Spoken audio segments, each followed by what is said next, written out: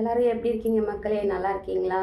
எனது உறவுகள் எல்லோரும் நல்லா இருக்கணும்னு நான் வேண்டிக்கிறேன். எல்லாருக்கும் இருக்கிற பெரிய கஷ்டம், அதாவது என்ன மாதிரி இருக்கிற பெண்களுக்கு கொஞ்சம் கஷ்டம் என்னென்னா, நம்ம குண்டாக இருக்கிறோம். என்னடா இது இப்படி வெயிட்டு போட்டோமே, அதுக்குள்ளே பாட்டி மாரி ஆகிடுவோம் போல இருக்கே அப்படிலான்ற கவலையை விட, என்னடா இப்படி முடி கொட்டுதே, ஒரு நாளைக்கு இவ்வளோ முடி கொட்டுதே அப்படின்னு சொல்லிட்டு கவலைப்படாதவங்க யாருமே இருக்க மாட்டாங்க.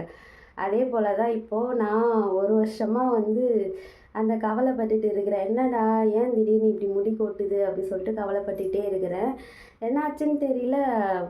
ஆனால் கொட்டும், எப்படியாச்சும் அப்படியே பேலன்ஸாக ஆகிடும். இப்போ பார்த்தாக்கா அது கொட்டுது, ஆனால் அந்த பேலன்ஸ் ஆன மாதிரி எனக்கு தெரியல. ஏன்னா நான் தலை வரும்போது இங்கெல்லாம் பார்த்தீங்கன்னா அப்படியே ஹோல்ஸ் தெரியுது, சொட்டை மாதிரி வழுக்க மாதிரி தெரியுது. எனக்குமே போச்சா மண்டை போச்சா அப்படின்ற மாதிரி ஒரு ஃபீல் ஆகுது. ஆனால் என்ன காரணம், நானும் சில கருவேப்பிலை, இந்த பூசணி விதை இதெல்லாம் கொஞ்சம் கொஞ்சம் ஹெல்த்துக்கு எடுத்து பார்க்குறேன் உள்ளுக்கு. இருந்தாலும் எனக்கு ஹேர் ஃபால் நிற்க மாட்டேங்குது. ஹாஸ்பிட்டலுக்கெலாம் போகலை இதுக்குன்னு சொல்லிட்டு. என்னதான் இருந்தாலும் அது நம்ம உடம்புக்குள்ளே இருக்கிற ஹார்மோன் பிரச்சனை, ஏதோ ஒரு விஷயம், கவலை, டென்ஷன் இந்த மாதிரி இருக்கிறதுனால ஹேர் ஃபால் ஆகும்னு நான் படிச்சிருக்கிறேன்.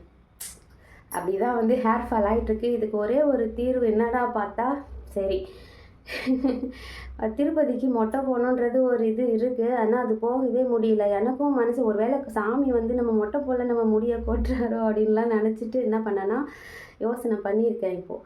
சரி, இந்த பாருங்களேன், பின்னி போட்டிருக்கேன். எவ்வளோ மெலிசாக பாருங்க, இந்த அளவுக்கு தான் இருக்கே லென்த்து. இதுதான் என்னுடைய முடி லென்த். எனக்கு ரொம்ப ஃபீலிங் ஆகிடுச்சு. எனக்கு நீட்டு தேவையில்ல கடவுளே, எனக்கு கொஞ்சம் அடர்த்தி இருந்தால் போதும், நீட்டெலாம் எனக்கு தேவையில்ல. சரி, ஓகே, நம்மளால் திருப்பதிக்கு போக முடியல, நம்ம இங்கேயே இருக்கிற ஏதாவது ஒரு பெருமாள் கோவிலுக்கு போயிட்டு நம்ம இந்த பூ முடியாச்சும் கொடுத்துட்டு வரணும் அப்படின்ட்டு ஒரு முடிவு பண்ணி இருக்கிறேன். சரி, பார்ப்போம். இப்போதைக்கு நம்ம குட்டி பெருமாள் இங்கே இருக்கிற, அதாவது சின்ன திருப்பதி சொல்கிற மாதிரி இங்கே ஒரு பெருமாள் கோவில் இருக்குது திருப்பதியில், திருவண்ணாமலையில். பாருங்கள், திருவண்ணாமலையில் குட்டி திருப்பதின்னு ஒரு பெருமாள் கோவில் இருக்குது. அங்கே தான் நான் போய் இந்த வேலையை பார்க்க போகிறேன். எவ்வளோ நீட்டு வெட்ட போகிறேன் எனக்கே தெரியல. பார்த்தா ஃபுல்லாகவே மெலிசாக தான் இருக்குது. நம்மளோட விருப்பம் இல்லை, அவங்க கேட்பாங்களா கேட்க மாட்டாங்களா தெரியாது. பூ மூடி கொடுக்கும்போது அவங்க எவ்வளோ எடுப்பாங்கன்னு தெரியாது. கொடுத்துட்டு வரப்போகிறேன் பெருமாளுக்கு. மனசு நிம்மதியாக பூ மூடி கொடுத்துட்டு வரப்போகிறேன். பார்ப்போம், அப்பயாச்சும் அடர்த்தி எதனா வருதா, முடி கொட்டாமல் இருக்கான்னு பார்ப்போம். அதுக்கப்புறம் வாய்ப்பு கிடச்சா போவோம் திருப்பதிக்கு. பாருங்கள், எனக்கு எப்படி வேர்த்து கொட்டுது.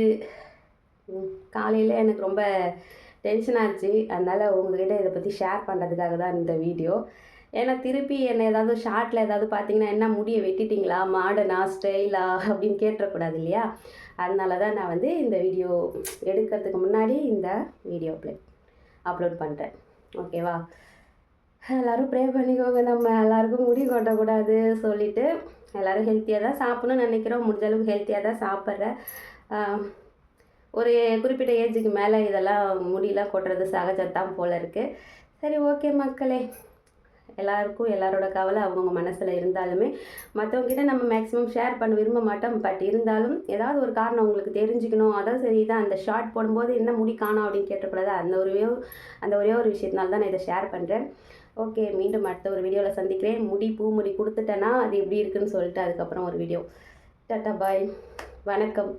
எப்படி விறுவிறுத்து போயிருக்கேன் பாருங்கள். காலையிலே நான் உங்ககிட்ட பேச வந்துட்டேன்.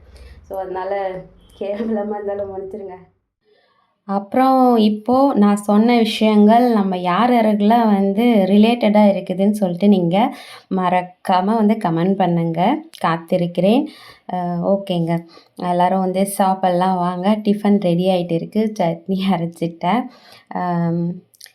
சின்ன ஒரு ஷேரிங் தான், நம்மளோட இருக்கிற நம்ம நட்புகளுக்காக ஒரு சின்ன ஷேரிங் தான். ஓகேவா? நன்றி, வணக்கம்.